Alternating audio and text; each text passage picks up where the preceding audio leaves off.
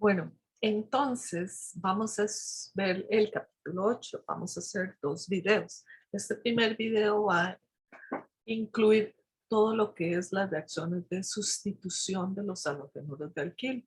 El segundo video vamos a hablar de las reacciones de eliminación y un poco de algunos ejemplos y también de cómo pueden ser, digamos, competir las reacciones de sustitución y de eliminación, que a veces puede ser bastante complicado, ¿verdad? Pero vamos a tratar de hacer ejemplos que sean muy claros para ambas tipos de reacción. ¿Qué es una reacción de sustitución? Bueno, en una reacción de sustitución nosotros vamos a tener un sustrato que vamos a llamar un sustrato que va a ser el compuesto sobre el cual se va a llevar a cabo la reacción de sustitución y va a ser un halogenuro de alquilo. O sea, una cadena de carbonos e hidrógenos y que además tenga un halógeno. ¿Ok? Entonces, como sabemos, este átomo, el halógeno, es un átomo muy electronegativo y al tener esta polarización del enlace sigma entre el carbono y el halógeno, que los halógenos pueden ser flúors, cloros, bromos, yodos, ¿verdad? Este enlace se puede desprender, se puede romper relativamente fácil. Entonces, nosotros vamos a tener un nucleófilo que va a ser el que de alguna forma va a inducir que este enlace se rompa y quede el nucleófilo adherido en lugar del halógeno. Por eso se llama una reacción de sustitución, ¿verdad? Este halógeno le vamos a llamar el grupo saliente de ahora en adelante, el bromo, cloro, va a salir como cloruro o como bromuro. Entonces vean que tenemos un nucleófilo que va a ocupar el lugar que tenía el halógeno, ¿verdad? Haciendo una reacción de sustitución. Vamos a ver que hay dos tipos de mecanismos de sustitución, pero eso lo vamos a ver ya casi. Entonces, la otra reacción que dijimos que nos ocupa en este capítulo, que va a ser parte del video 2, es la reacción de eliminación. A partir del mismo sustrato y con un compuesto que además de ser nucleofílico, tiene características básicas, nosotros no solamente vamos a eliminar el halogenuro, sino un hidrógeno y vamos a tener la formación de un doble enlace. Se va a formar un H bromuro o cloruro o yoduro, ¿verdad? Un hidrogenuro de alquilo, un hidrogenuro de halógeno y se va a también a eliminar el grupo saliente. Perdón, este grupo va a ser la base, ¿verdad? Este va a tomar el hidrógeno, se va a formar un compuesto, un ácido conjugado y una base conjugada que va a ser el halogenuro, que es el que está saliendo. Entonces vamos a tener para este capítulo dos reacciones. La de sustitución, donde un nucleófilo va a ocupar el lugar que tiene el halógeno, y la reacción de eliminación, donde este nucleófilo va a tomar un hidrógeno y además se va a expulsar el grupo saliente para formar un alqueno. ¿Qué grupos se van a formar aquí? Va a depender de la naturaleza del nucleófilo. Podemos tener varios diferentes grupos funcionales. Éteres, alcoholes, puede ser también ácidos carboxílicos. Vamos a tener diferentes grupos aquí. ¿De acuerdo? Entonces, aquí vamos a introducir o estamos introduciendo un nuevo concepto y uno de ellos es el del grupo saliente. El grupo saliente va a ser el halógeno que está en el alcano. Esto es un haloalcano, un halogenuro de alquilo, ¿de acuerdo? Para que lo tomemos en consideración. Ya teníamos el concepto del nucleófilo, ya habíamos hablado un poco de él. pero vamos a seguir hablando de ellos. Muy bien. Entonces, los halogenuros de alquilo tienen grupos salientes relativamente buenos. ¿Qué quiere decir eso? Lo que acabamos de mencionar antes. Cuando yo tengo un halógeno enlazado a una cadena de carbonos, en particular a un carbono, ¿verdad? Este es lo que llamamos un halogenuro de alquilo. Los halogenuros, por tener este enlace tan polarizado, se va a romper el enlace. Voy a tomar el lápiz. Se va a romper el enlace y los electrones que forman el enlace se los va a llevar el halógeno. ¿De acuerdo? Por eso se dice que son grupos salientes buenos. ¿Por qué? Porque como tienen capacidad, como son muy electronegativos, tienen la capacidad de llevarse este par de electrones y salir y ser relativamente estables como base conjugada. O sea, tendríamos el fluoruro, el bromuro, el cloruro, el yoduro. Todos ellos como base conjugada son estables. ¿Por qué son estables? Porque los elementos son electronegativos y pueden mantener una carga negativa extra y eso hace que no necesariamente el tener la carga extra hace que se sientan inestables o que sean inestables. Entonces, ¿cómo reaccionan los halogenuros de alquilo? Las reacciones de sustitución tienen, en realidad una reacción de sustitución tiene diferentes características. Vamos a tener la SN2 y la SN1. Reacción de sustitución nucleofílica 1, sustitución nucleofílica 2. ¿Cuál es la diferencia entre una y otras? Ambas son reacciones de sustitución, evidentemente, ¿verdad? En ambos casos, yo voy a sustituir el halogenuro de alquilo por otra cosa. Por eso se llaman reacciones de sustitución. La diferencia está en cómo sucede la reacción.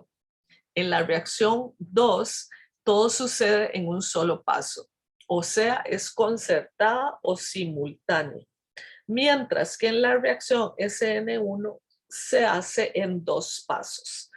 Y hay un carbocatión como intermediario. Entonces, ambas son reacciones de sustitución, pero tienen diferentes formas de actuar. Y ya vamos a ver por qué es que tenemos una SN2 y por qué tenemos una SN1.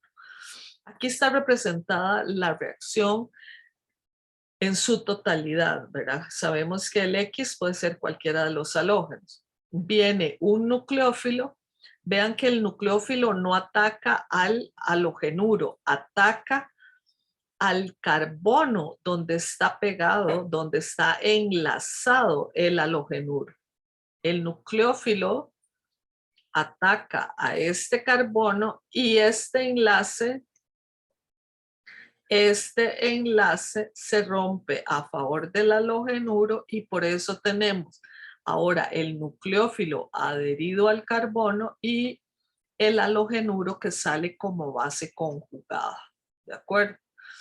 Mientras que en la reacción SN1 vemos que el halógeno, el enlace entre carbono halógeno se rompe, el halogenuro sale como una base conjugada, deja el carbocatión intermediario y una vez que tengo ese carbocatión viene un nucleófilo que tiene exceso de electrones o pares de electrones desapareados y ataca al carbocatión y se queda adherido, enlazado al carbono que estaba positivo. ¿De acuerdo? Muy bien. Entonces, ya sabemos, y esto es una de las cosas más importantes, en la SN2 predominan los halogenuros de tipo primario, halogenuros de tipo primario. En la SN2, preferiblemente halogenuros de tipo terciario. ¿Ok? Entonces, vamos a tener un nucleófilo que puede ser fuerte o débil. Eso va a depender también por qué se da esta reacción o esta reacción. También vamos a hablar un poco de la concentración del halogenuro, de la concentración del nucleófilo y del halogenuro alquilo.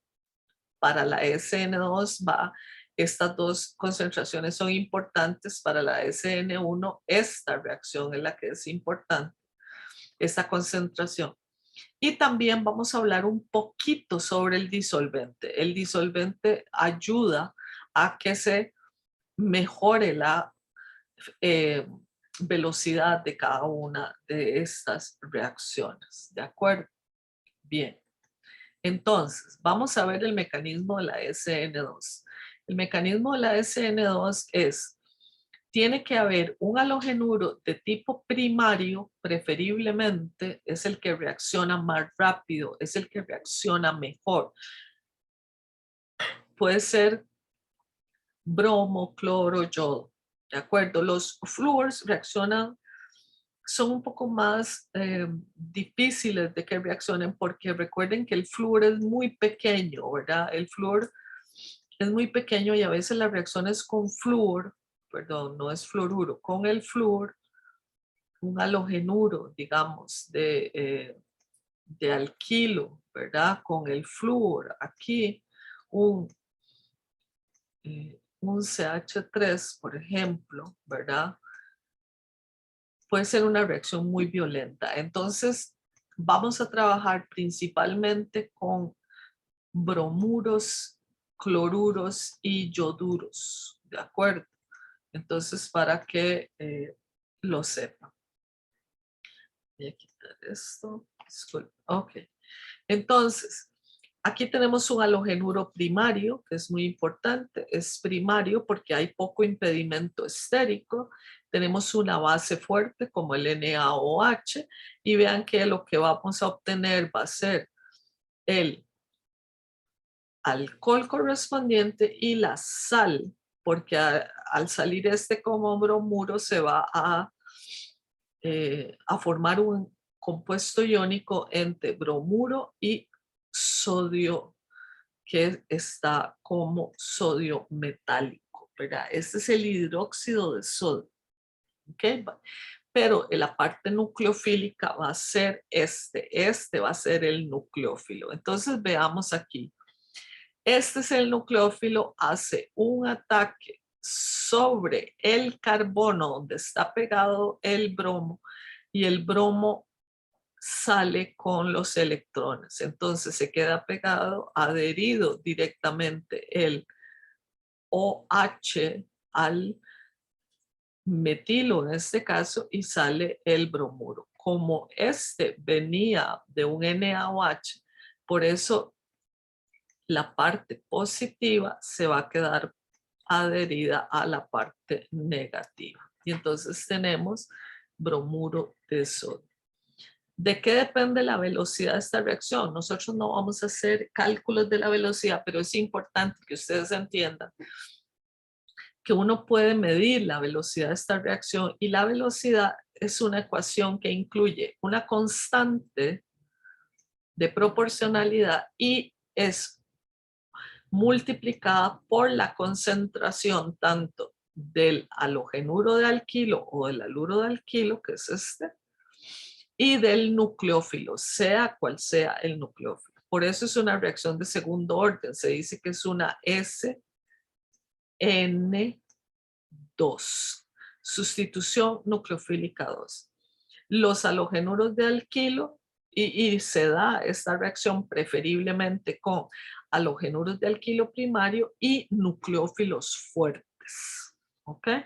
Esos son los reactivos que son ideales para esta reacción segundo orden y esta sería la ecuación de la velocidad. Veamos este ejemplo otra vez. Aquí se nota un poco mejor cómo es que actúa esta reacción. El nucleófilo siempre va a atacar al carbono donde está enlazado el halogenuro por el lado contrario de donde está el halogenuro. ¿De acuerdo? Entonces, Este viene para acá, ataca y expulsa. Por eso se dice que se expulsa el grupo saliente, porque el nuevo enlace que se está estableciendo entre oxígeno y carbono hace que se rompa este enlace. Pero mientras tanto vamos a tener un carbono que va a ser intermediario, ¿verdad? Vamos a tener un hidrógeno para acá, para acá, para acá. En este caso, porque tenemos puros hidrógenos, que son los que están enlazados a este. Y se dice que mientras se está rompiendo el enlace con el bromo, se está formando el nuevo enlace con el oxígeno, ¿verdad? Yo lo estoy haciendo así como un zigzag, ¿verdad? En el libro viene que este enlace se está formando y este se está rompiendo. Cualquiera de las dos formas en que lo queramos ver, ¿de acuerdo? Entonces vemos que esto queda así, perdón, este queda así y en realidad lo que tenemos es que se está rompiendo este enlace y se está formando este enlace. Lo voy a poner con líneas discontinuas para que sea más fácil. Este se está formando y este se está rompiendo. Estos enlaces se les llama pseudoenlaces cuando se están formando y se están rompiendo. Cuando ya son enlaces por sí mismos se les dice pues el enlace covalente. Pero entonces aquí, por eso se dice que todo sucede al mismo tiempo. Conforme se va formando este enlace, se va rompiendo este otro. Entonces, por eso se dice que es concertada. ¿Ok? Bien. Entonces, veamos tres condiciones o tres observaciones, como dice aquí, experimentales, que son características de un mecanismo de SN2. ¿Cuál es? Como dijimos antes, la velocidad depende de la concentración, tanto del halogenuro de alquilo como el nucleófilo. Depende de esos dos reactivos. La velocidad de reacción de un nucleófilo disminuye si el tamaño del halogenuro aumenta. O sea, si por ejemplo nosotros tenemos la velocidad de reacción con un nucleófilo disminuye si el tamaño del halogenuro aumenta. O sea, un halogenuro mucho más grande, ¿verdad? Va a ser más difícil, va a ser más lento que un halogenuro primario. Por eso les gustan los grupos relativamente pequeños, como un CH3 o un CH2CH3 o un CH2CH3, CH2CH2CH3. Y vean que si el halogenuro, el alcano, la parte del alcano es muy grande, esta reacción es la más lenta de todas para una reacción de tipo SN2. ¿De acuerdo? Entonces, eso es importante. Entre más pequeño sea el grupo alquilo que tenemos aquí y primario, más rápida se va a dar la reacción. Entonces, por eso, halogenuros primarios son importantes, son los mejores. Después siguen los secundarios, son menos veloces, y los terciarios son los menos veloces de todos para una reacción de tipo SN2, halogenuros de tipo primario, secundario, terciario. Este es un halogenuro primario, este es un halogenuro primario, este es un halogenuro primario, este es secundario y este es terciario. Vean que el carbono es secundario porque tiene carbono para acá, carbono para acá. Carbono terciario porque tenemos carbono, carbono, carbono.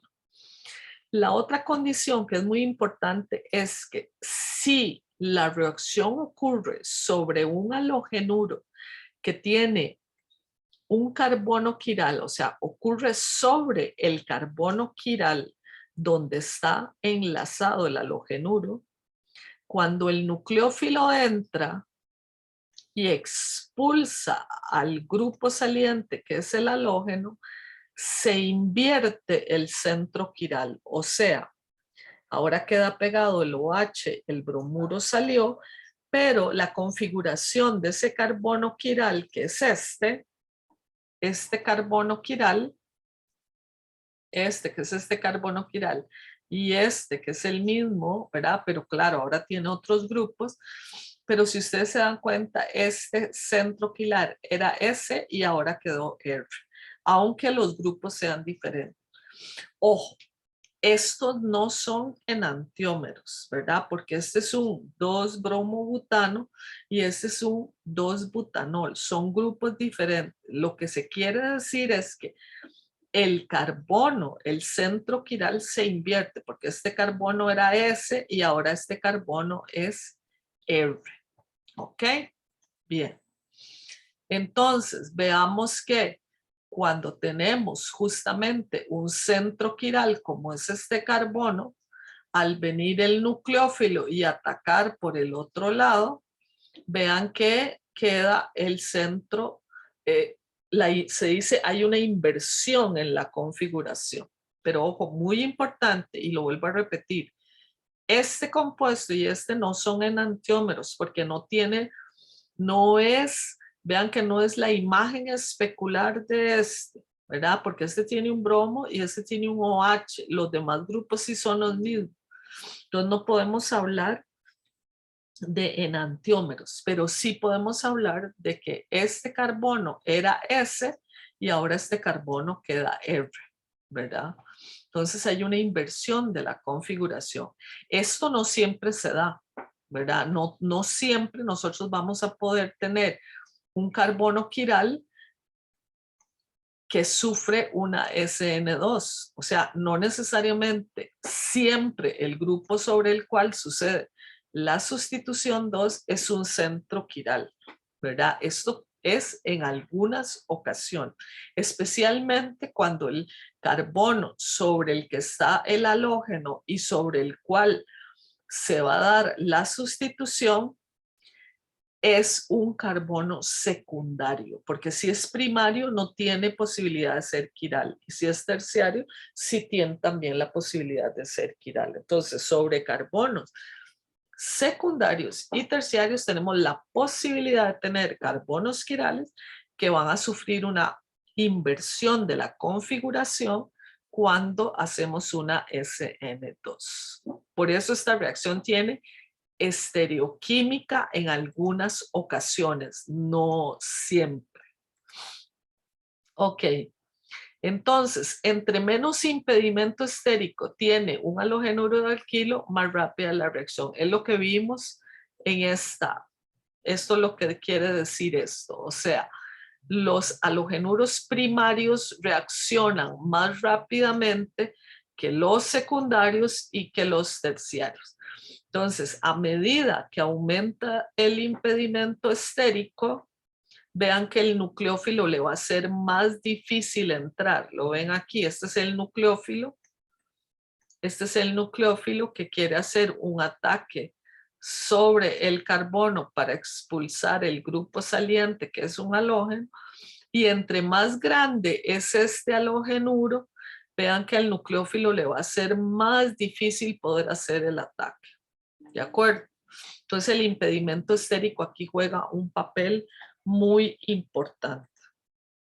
Ok, porque el nucleófilo dice ataca por detrás o del lado contrario del halogenuro alquilo para no impedir la salida del halogenuro. Entonces por eso era lo que les decía. Estos enlaces son pseudoenlaces porque se está formando este enlace y al mismo tiempo, ¿verdad? Se está formando y al mismo tiempo se está rompiendo este otro.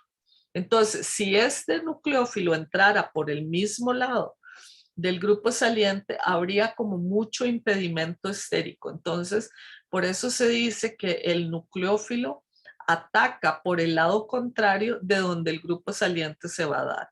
O sea, que esta reacción viene por aquí y este se va con todos los electrones. Bien, disculpe. Los diagramas de coordenada de reacción para este tipo de reacciones Vean que son en un solo paso, ¿verdad? Por eso se dice que la reacción es en un solo paso. Tenemos los reactivos, tenemos los productos, tenemos los reactivos, tenemos los productos. Entonces vean que cuando el halogenuro es primario, la energía de activación es menor que si tenemos un halogenuro de tipo terciario o secundario, ¿verdad? Que en este caso la energía de activación, que es esta, de aquí, como aquí, ¿verdad? Desde aquí hasta aquí, vean que con un halogenuro secundario es más grande que esta. Entonces, por eso los halogenuros primarios son los que menos impedimento estérico tienen y son los que reaccionan más rápido para una SN2. Y si el nucleófilo además es fuerte, la reacción va a ser mucho más rápida.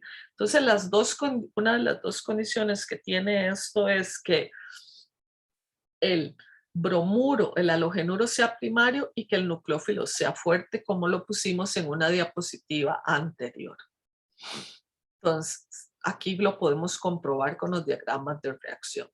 Esto de nuevo es una forma para que veamos cómo el nucleófilo, vean que este es el carbono con 3 hidrógenos, es un metilo. Este es un halogenuro de alquilo. Asumamos que es un cloro, ¿de acuerdo? Viene el nucleófilo que puede ser un oxígeno, un OH, aquí tenemos un OH, ¿verdad? Viene por aquí y expulsa a este grupo saliente. ¿Cómo se ve este que es un estado de transición? Vean que no es un intermediario. ¿Se acuerdan cuando vimos en el capítulo 5 los diagramas y empezamos a hablar sobre estados de transición? ¿Qué son los estados de transición? Los estados de transición son cuando se están formando y rompiendo enlaces. Entonces, a medida que el nucleófilo está atacando al carbono, se está rompiendo el enlace que el carbono tiene con el cloro. Y este es el oxígeno, este es el hidrógeno. ¿De acuerdo? Y vean que entonces queda adherido el oxígeno al carbono. Este es el carbono, este es el carbono. Y ahora el cloro sale como cloruro, que es el grupo saliente.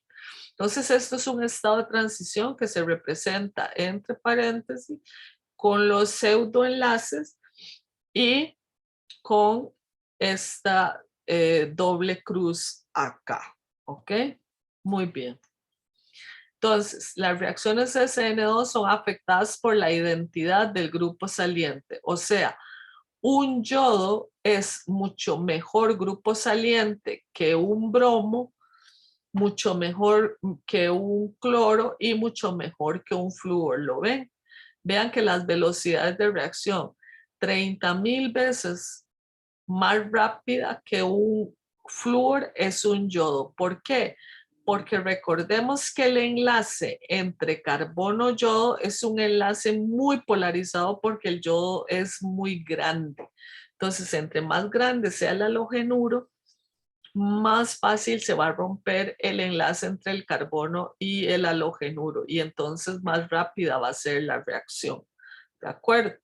Y los halogenuros primarios, como dice aquí, metílico, este es metílico, este es primario, este es primario, son los que también nos dan las mayores velocidades de reacción. Vean que uno secundario tiene una velocidad de 1, ¿verdad? Es una velocidad relativa.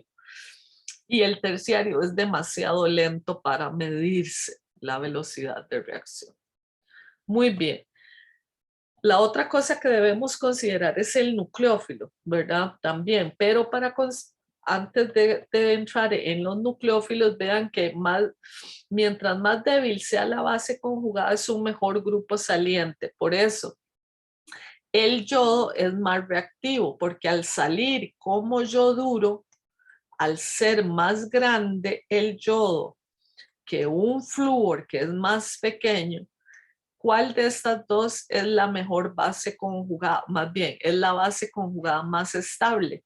la del yodo. ¿Por qué? Porque el yodo es muy grande, por lo tanto puede acomodar las cargas negativas en toda esa, digamos, en todo ese volumen, mientras que un yodo es muy pequeño y la carga negativa va a estar muy cerca del núcleo. En cambio, aquí la carga negativa va a estar más alejada del propio núcleo del yodo porque hay muchos más orbitales disponibles. Entonces, entre más débil sea la base conjugada, o sea, yoduro, bromuro, cloruro, ¿y cómo es la base conjugada más débil? Yoduro es una base conjugada más débil que bromuro, ¿verdad? Ojo que estoy hablando de bases conjugadas. Aquí está, ¿verdad? Es más débil que el cloruro y más débil que el fluoruro. Entonces, esta es la base conjugada más fuerte porque es más pequeña, más reactiva. Esta es la base conjugada más débil porque es más grande, menos reactiva. Entonces, también eso nos indica que este es mejor grupo saliente que este. Vamos ahora con los nucleófilos, ¿verdad? Nosotros vamos a tener diferentes tipos de nucleófilos. Hay nucleófilos fuertes y básicos, y hay nucleófilos que son solo fuertes, y hay otros que son más tipo que casi son solo básicos, ¿verdad? Entonces, vean que esta es una base fuerte, mucho más fuerte que esta y mucho más fuerte que esta.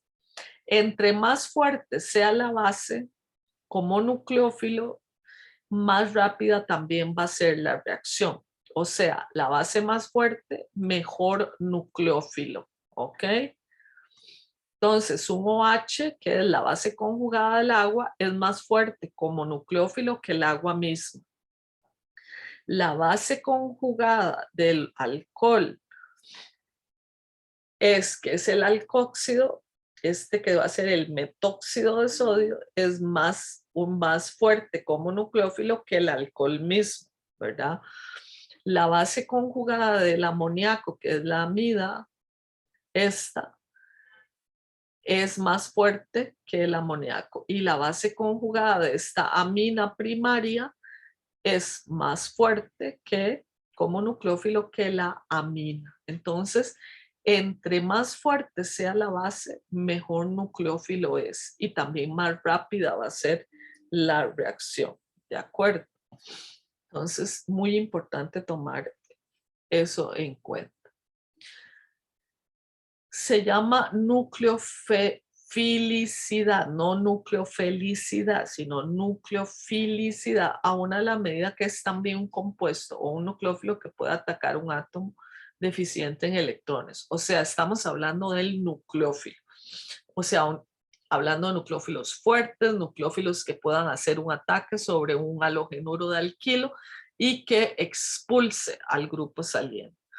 Mientras que vamos a hablar también para otras reacciones, como va a ser la basicidad. Entonces, un nucleófilo, por ejemplo, como el hidróxido de sodio,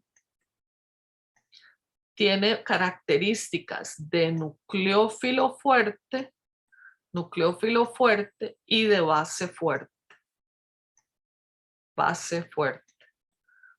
Y así es, no podemos decir que tiene solo características de nucleófilo fuerte porque también es básico. Entonces, muchas veces los nucleófilos van a poder ser tanto nucleófilos fuertes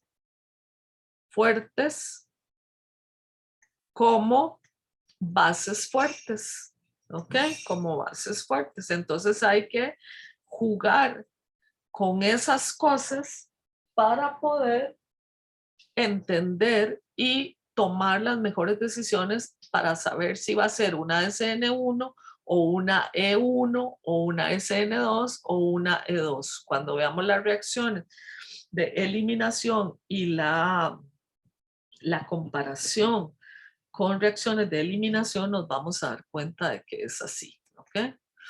Entonces, la base más fuerte de nuevo también es un mejor nucleófilo. ¿Ok? La base más débil es un nucleófilo pobre o un peor nucleófilo.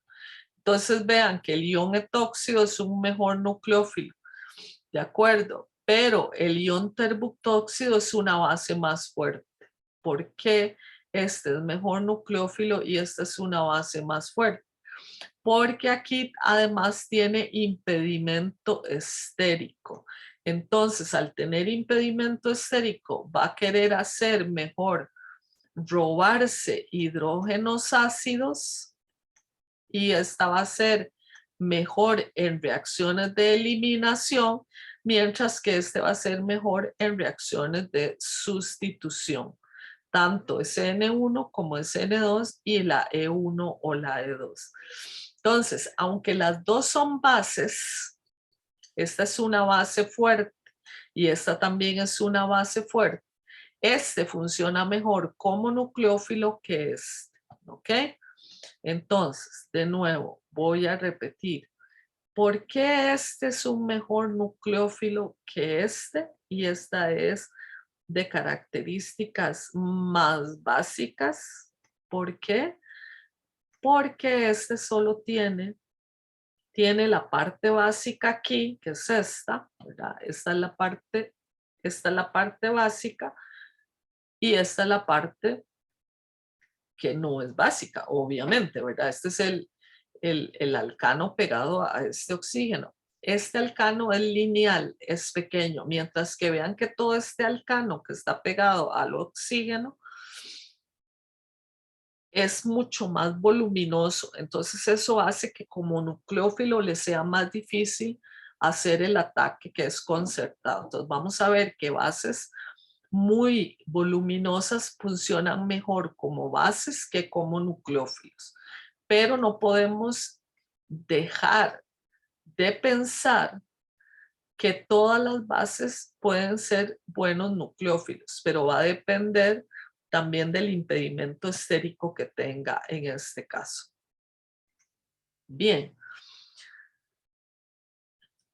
Entonces, por eso es que los nucleófilos son afectados por los efectos estéricos. Cuando un nucleófilo es poco impedido estéricamente, funciona mejor como nucleófilo, mientras que cuando está muy impedido estéricamente, funciona mejor como base. ¿Ok?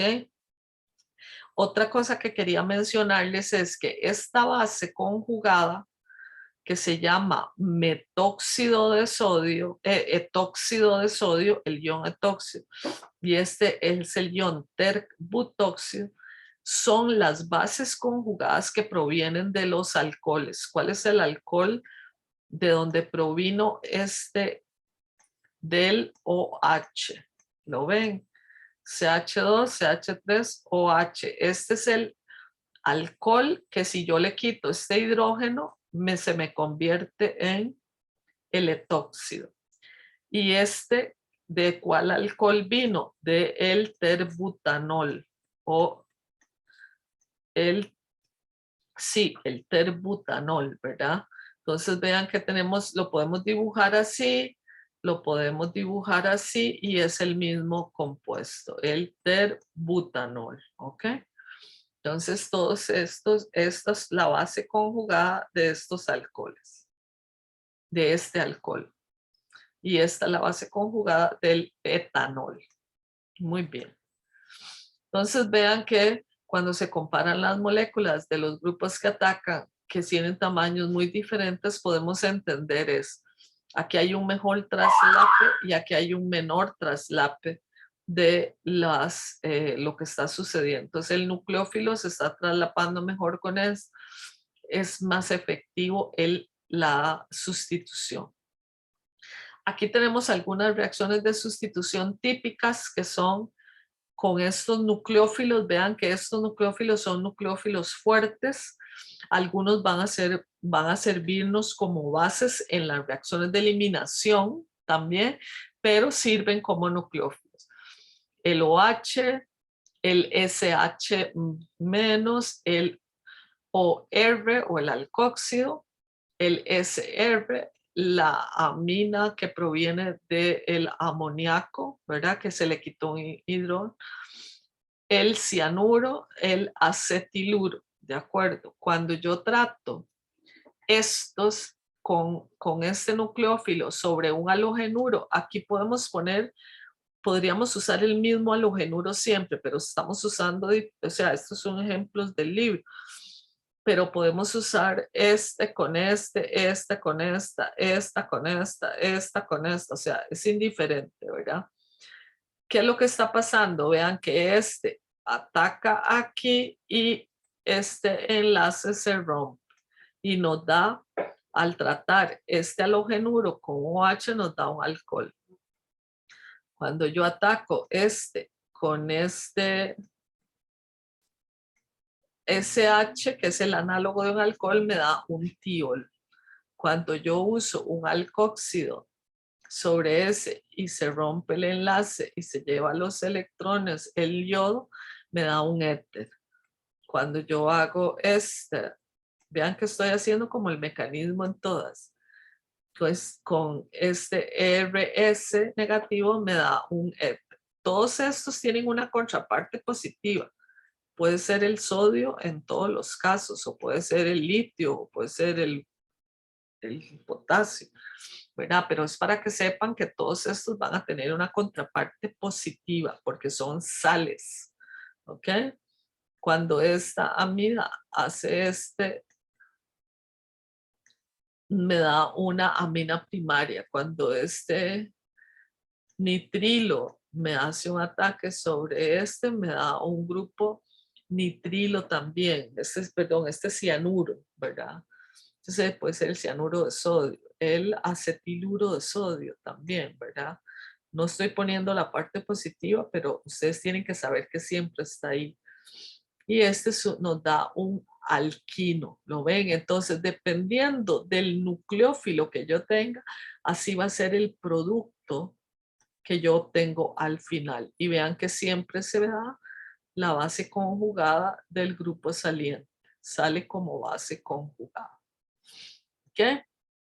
El disolvente. Para estas reacciones de SN2 nosotros vamos a necesitar disolventes que no sean próticos, que sean polares, no próticos, ¿verdad? Entonces no vamos a hablar como mucho del disolvente porque entran muchísimas cosas en juego, pero vamos a ver que generalmente para estas reacciones se usan disolventes que sean polares, pero que no tengan hidrógenos ácidos. Por eso se dice polares no próticos, para que no haya interacciones no deseadas entre el disolvente y los reactivos, que el disolvente simplemente sirva para disolver todo lo que está ahí, ¿ok? Bien, vamos a ver ahora entonces el mecanismo de la SN1, ¿verdad? El mecanismo de la SN1 implica que la velocidad de reacción solo va a depender del halogenuro de alquilo. En la SN2 recordemos que obviamente con la constante proporcionalidad, ¿verdad? Pero en la SN2 teníamos el halogenuro y el nucleófilo. Aquí el nucleófilo no importa. Entonces no importa cuánta cantidad de nucleófilo yo tenga, eso no va a afectar la velocidad de reacción. Pero si yo tengo más o menos halogenuro alquilo, sí se va a afectar la velocidad de la reacción. Entonces, ahora más bien, los halogenuros terciarios son los que mejor reaccionan en las SN2. Entonces, un halogenuro, voy a ponerlo con H, un halogenuro terciario reacciona mejor que uno secundario, mejor que uno primario. En la reacción en la SN1, ¿verdad? Que es esta que estamos viendo en este momento. En la SN2 es al revés. Los primarios reaccionan mejor que los secundarios y los secundarios mejor que los terciarios. ¿De acuerdo? Y la sustitución de un halogenuro quiral, si es que hay un carbono quiral, da como resultado una mezcla racémica. ¿Qué es una mezcla racémica? Los enantiómeros, ahora sí van a ser los enantiómeros. R y S en igual proporción. 50% de cada uno, 50-50. Eso es lo que se llama una mezcla racémica. Las mezclas racémicas son cantidades iguales de los enantiómeros. Entonces ahora sí podemos hablar de enantiómeros como si es que hay un carbono quiral. Recuerden que en la SN2 no necesariamente se da el enantiómero, ¿verdad? Hay inversión de la configuración, pero no estamos hablando de enantiómero. Veamos el mecanismo. Un halogenuro terciario que tiene este nombre y un nucleófilo que además es un nucleófilo débil. Nucleófilo débil. ¿Por qué? Porque ahora el nucleófilo no tiene que ser débil, no tiene que ser fuerte. ¿Por qué? Porque vamos a tener un carbocatión intermediario, entonces no necesitamos expulsar al grupo saliente de primera entrada. Vean que nos da en este caso un alcohol y HBr. Vamos a ver cómo sucede esta reacción. Vean que el halogenuro, al ser terciario, el bromo y el carbono le dice, se separan, ¿verdad? Se separan, ¿por qué? Porque como aquí se va a quedar un halogenuro terciario, que ya sabemos que un carbocatión terciario que vimos en el capítulos anteriores, un carbocatión terciario es mejor que uno secundario, mejor que uno primario, entonces al ser terciario es muy estable. Entonces el bromo le dice, voy a romper mi relación polar con vos y vos te vas a quedar apoyado por el efecto inductivo de tus hermanos carbonos. Mientras viene un nucleófilo a suplir la carga, la deficiencia de carga. Entonces vean que el bromuro sale como grupo saliente, ¿verdad? No con este más, ¿verdad? Este más es para decir que además salió este, ¿verdad? Sale como base conjugada, ¿de acuerdo? Sale como base conjugada y entonces vean que se queda el carbocatión y viene el agua y el agua de repente dice, oh, un campo vacío, puedo sentarme en ese campo vacío, no tengo que competir con nadie, ya el campo está. Entonces el agua, como es un nucleófilo débil, simplemente viene, se enlaza y posteriormente sucede una desprotonación del agua. Vean que otra molécula de agua puede hacer la desprotonación, toma este hidrógeno, vuelven los electrones hacia el oxígeno. Vean que toda esta parte es rápida, ya esto sucede muy rápido. Esta es la parte lenta de la reacción, la formación del carbocatión estable. Y vean que entonces el agua roba esto, se forma H3 o más y cuando el H3 o más reacciona con el cloruro que había ahí, vean que entonces se forma HCl más agua. ¿Les parece conocido esto? Claro, ¿verdad? Cuando ponemos catalítico en las reacciones de adición de dobles enlaces, ¿verdad? Que poníamos HCl o agua con HCl. Entonces vean que es un equilibrio que está sucediendo. Entonces vean que este es el mecanismo de reacción de la SN1. El halógeno se desprende, deja un carbocatión, que en este caso es terciario, muy estable, viene el nucleófilo, luego el nucleófilo simplemente, que en este caso es agua, sufre una desprotonación para formarse el producto final, que es un alcohol. En este caso, un alcohol terciario. Vean lo que hay que dice transferencia de protón. ¿Qué significa esta transferencia de protón? Que una molécula del agua le quita a esta otra agua un hidrógeno para poder quedarse esta como OH y esto H3 o más. ¿Ok? Muy bien. Vean que entonces el intermediario de reacción, en este caso el carbocatión, por eso conduce a la formación de dos productos estéreos isoméricos. O sea, si fuera un carbono quiral vean que el anterior no es un carbono quiral porque tiene 3 grupos metilo igual. Pero si este carbono tuviera 3 grupos diferentes, recuerden que los carbocationes son planos y el nucleófilo puede entrar o por un lado o por el otro. Si entra por aquí, produce este producto. Si entra por aquí, produce este otro producto. Y como son este y este, tienen los mismos grupos, pero van a ser carbonos quirales con configuración contraria. Uno va a ser S y el otro va a ser E. Por eso son estereoisómeros.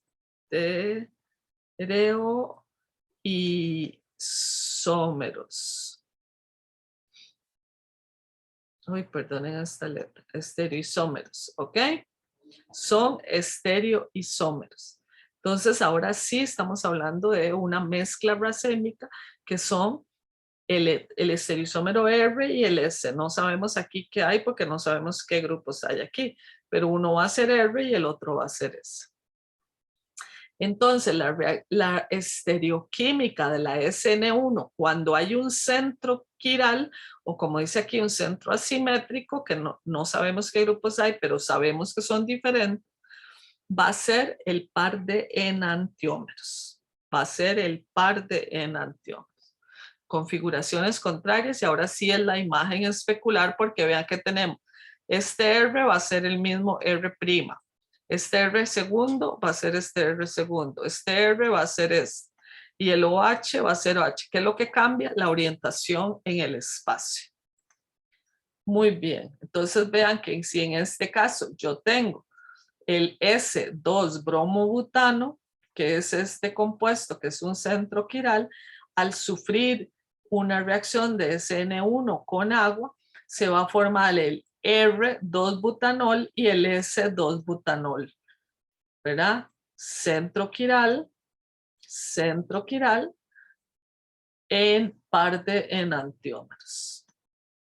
El diagrama de reacción de una SN2, como podemos ver en este momento, es el de una reacción muy parecida a los diagramas de reacción que habíamos visto en el capítulo 5 al inicio. Vean que tenemos los reactivos, viene la energía de activación mayor hasta pasar por los estados de transición hasta que caemos en el intermediario. ¿Quién es el intermediario? El carbocatión. Una vez que tenemos el carbocatión, viene el agua, ataca al carbocatión. Esta es esta parte de la siguiente energía de activación, que es más pequeña. Vean que está la parte lenta de la reacción hasta aquí, ¿verdad? Hasta la forma del carbocatión es lenta. ¿Ok? Luego viene y baja, y ya lo último es la desprotonación de esta agua. Y vean que la otra energía de activación es súper pequeñita para caer en los productos. Entonces esta parte aquí es rápida y esta desprotonación es súper rápida para caer en ese producto. Entonces, los halogenuros de alquilo para la reacción SN1, de nuevo también el yodo es un mejor grupo saliente que el bromo, que el cloro y que el flúor, nada más que recordemos que ahora el R va a ser un carbono terciario. Entonces vamos a tener que siempre el yodo, ¿por qué? Porque cuando yo tengo un carbono atado a un yodo versus un carbono atado a un flúor, este enlace es más pequeño, están más cerca ellos dos, mientras que este enlace, por decirlo de alguna forma, va a ser un enlace más largo, ¿verdad? Este es un enlace más largo y fácilmente se rompe esto con más facilidad que este. Entonces, si este es terciario, se va a romper con más facilidad para dejarme un carbocatión terciario. ¿Ok? ¿Cuáles disolventes son los que se usan en la SN1 y que ayudan a que la reacción se dé mejor y se estabilice el carbocatión por un tiempo? Los disolventes polares próticos, ¿verdad? Entonces vean que en este caso El nucleófilo, que puede ser el agua, también puede ser el disolvente. El nucleófilo, que puede ser un alcohol, también puede ser el disolvente, ¿verdad? Entonces, estos disolventes ayudan a que se mantenga, a que se dé la reacción mucho más rápida. Muy bien, entonces recordemos que pueden suceder rearreglos, como habíamos visto antes, ¿verdad? En algunas de las reacciones cuando tenemos carbocationes. Vean que en este caso, este carbocatión es secundario, ¿verdad? Aquí es secundario si se da por una SN1 y puede haber que este metilo salte para acá. En los otros casos habíamos visto que era un hidrógeno, pero un metilo puede saltar y dejar,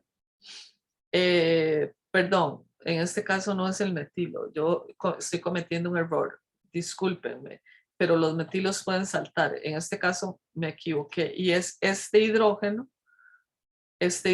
salta para acá, que este hidrógeno está pegado a este carbono, ¿verdad? Este es este compuesto, ¿ok?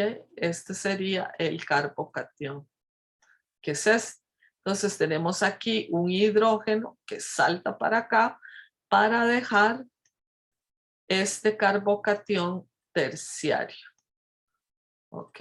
Este carbocatión terciario. Entonces hay un acomodo de este hidrógeno para acá para que pueda darse un carbocatión terciario que es más estable. Viene el agua ataca a este carbocatión y luego hay una desprotonación del agua para dar el alcohol correspondiente. Esto si el mecanismo es por un mecanismo CN1.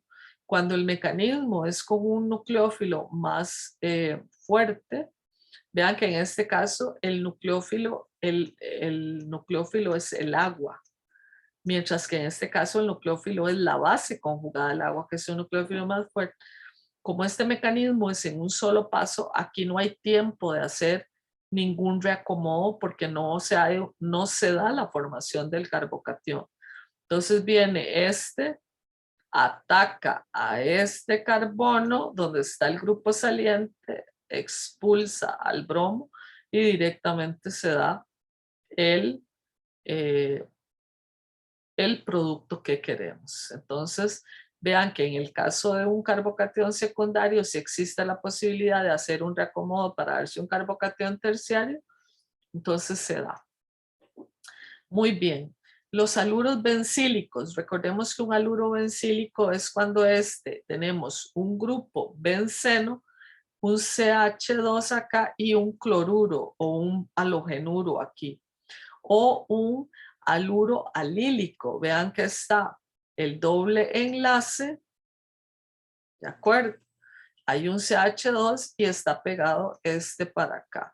Recordemos que cuando se expulsa, si se va, nos deja un carbocatión bencílico que vimos en el capítulo 7, que tiene resonancia, por lo tanto es muy estable, ¿verdad? Es muy estable. Entonces, por eso es que son también favorecidos esos.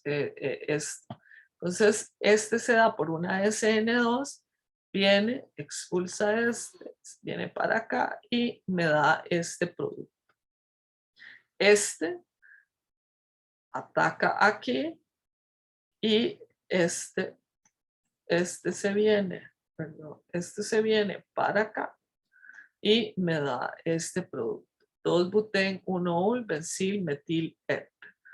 Como todavía no hemos visto la nomenclatura de éteres, pero vamos a ir mencionándola, ¿de acuerdo? Ni tampoco hemos visto la de alcoholes, pero los vamos a ir mencionando.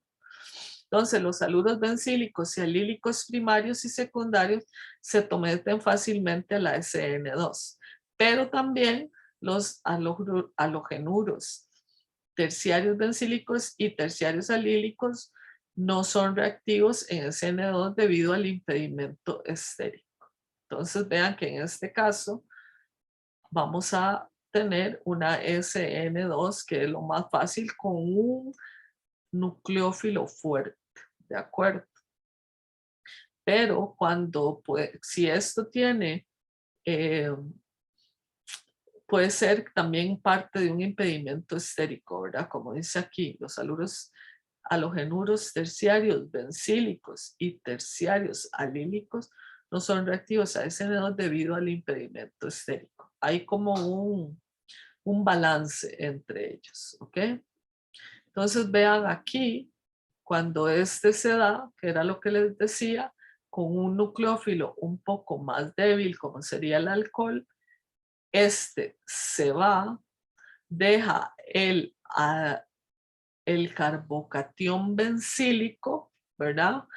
Porque son carbocationes muy estables. ¿Por qué? Por resonancia. Y luego viene un nucleófilo más débil, como sería este, a ocupar el lugar de donde estuvo el cloro. Recuerden que si este viene y ataca a este, voy a quitar esta otra parte, perdón, para que no estorbe mucho, ¿ok? Voy a quitar esto mejor porque estaba muy feo y aquí también, ¿ok? Entonces, ¿qué es lo que está pasando? Cuando este se va y deja el carbocatión, este carbocatión bencílico es muy estable por resonancia. Ustedes pueden hacer las estructuras de resonancia como hemos visto en el capítulo 7. Una vez que tengo este, viene este alcohol y se pega acá. Y luego debe sufrir una desprotonación de este H para que me dé el éter respectivo, ¿verdad? Entonces, al irse después este H con este Cl, se forma HCl, que no está puesto ahí, pero yo se los pongo para que se vayan acostumbrando. Lo mismo sucede con este bromuro alílico, ¿verdad? Entonces, este de aquí se separa, me deja este carbocatión que tiene resonancia con este doble enlace, por lo cual es muy estable. Luego viene un nucleófilo débil, como es el agua, y luego sufre el agua una desprotonación, y como hay bromuro, entonces se usa el bromuro. ¿De acuerdo? Vemos eso que está ahí. Entonces vean que los halogenuros bencílicos y alílicos también pueden sufrir SN1. Esto es realmente son este tipo de halogenuros bencílicos y alílicos pueden reaccionar en ambos mecanismos, ¿de acuerdo? Bien, entonces vean que en este caso, cuando yo tengo resonancia, yo puedo tener también que se me formen varios productos. ¿Por qué? Al desprenderse este y dejar el carbocatión, vean que tengo esta resonancia. Y entonces al venir este doble enlace y pasar para acá, ¿verdad? Vean que este es este. Tenemos este aquí, CH2 y este BR, ¿verdad? Entonces vean que al irse este, me deja este carbocatión. ¿Ok? Este carbocatión me deja este. Y entonces este carbocatión, perdón, tiene resonancia, ¿verdad? Tiene resonancia. Vean que la estructura resonante sería esta, ¿verdad? Estaría aquí y el doble enlace pasa para acá. Y entonces vean que el agua puede entrar tanto en este carbocatión como en este carbocatión, ¿verdad? Este que está aquí es este. Entonces, si el agua ataca, recuerden que hay varias moléculas en el medio, entonces algunas van a estar como esta forma, otras como esta forma, que son las dos formas, las dos estructuras resonantes. Entonces el agua puede atacar tanto a este carbocatión como puede atacar a este carbocatión. Si el agua ataca a este carbocatión, me da este producto el producto final después de desprotonarse. Y si el agua ataca a este carbocatión, me da este producto después de desprotonarse. Entonces vean que por eso los carbocationes alílicos y bencílicos también pueden dar diferentes productos. Especialmente esto, los bencílicos va a costar más porque ya vimos que las reacciones sobre el benceno son muy especiales. Entonces, recordar, esta es la tabla del libro y hacen una comparación entre el mecanismo SN2 y el mecanismo SN1. Y es importante que ustedes lo estudien también un poco haciendo justamente como esto, que es una comparación entre el mecanismo SN2 y el mecanismo SN1 para que vean que hay semejanzas y diferencias. Por ejemplo, los grupos salientes, el orden de los grupos salientes es igual, ¿de acuerdo? Pero la velocidad de reacción no. La velocidad aquí depende de dos cosas, aquí depende de solo una. Este es un mecanismo en una etapa, este es en dos etapas, ¿verdad? Vean que incluso es al revés. El SN2 es un mecanismo de una etapa, la SN1 es un mecanismo de dos etapas, ¿verdad? Los halogenuros aquí, los primarios son mejores que los secundarios, aquí los terciarios son mejores que cualquiera de los otros dos, ¿de acuerdo? Aquí hay una inversión de la configuración, aquí se da la mezcla de enantiómeros o mezcla racémica. El nucleófilo debe ser un nucleófilo fuerte para que la reacción sea rápida. Aquí el nucleófilo no afecta, no importa cómo sea, fuerte o débil. Vimos que reacciona, vimos muchos ejemplos con débiles, pero podrían ser fuertes también, pero en realidad el nucleófilo no afecta. De nuevo aquí los carbocationes, los halogenuros metílicos y primarios reaccionan mejor únicamente para SN2. Los vinílicos y los bencílicos, como serían esto, puede ser cualquiera de los dos. Los secundarios también pueden ser cualquiera de los dos. Los bencílicos, vinílicos y arílicos. Los bencílicos, primarios y secundarios, pueden ser tanto CN1 como CN2. Los terciarios, solo SN1. Los bencílicos, terciarios y los bencílicos alílicos, solamente SN1. Y eso es por la resonancia. Entonces, ¿cuándo un haluro de alquilo experimenta una SN1 o SN2? ¿Verdad? Que es la pregunta como que ustedes se pueden estar haciendo. Va a depender de la concentración del nucleófilo, de la reactividad del nucleófilo, del solvente de reacción y tomando en cuenta esto sabemos cuál predomina, si la 1 o la 2. Vemos aquí algo que es una regla general. Una SN2 se favorece con alta concentración de un buen nucleófilo. La SN1 se favorece con baja concentración de un nucleófilo o un nucleófilo pobre. Y también recordemos los halogenuros. Aquí mejor halogenuros primarios que secundarios que terciarios.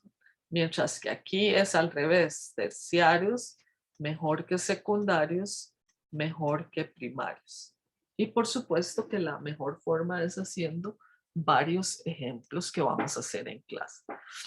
¿Cómo afecta el solvente? Aquí yo puse como un super resumen. Entonces, la polaridad del solvente, entre más polar sea, mejor para una SN2, ¿verdad? Aumenta la polaridad.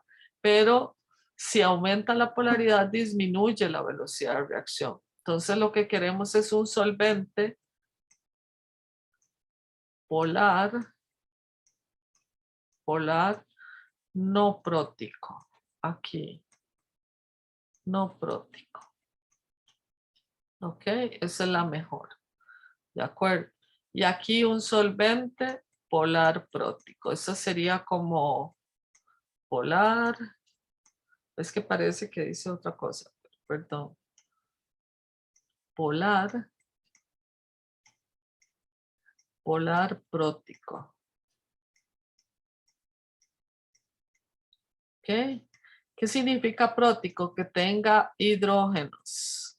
¿Qué significa no prótico? Que no tenga hidrógenos. Y ambos vean que son polares. ¿De acuerdo? Entonces siempre vamos a tener disolventes polares, pero mejor aquí cuando no tiene protones y aquí cuando sí tiene protones.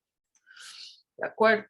Entonces vean algunos ejemplos de disolventes polares próticos, ¿verdad?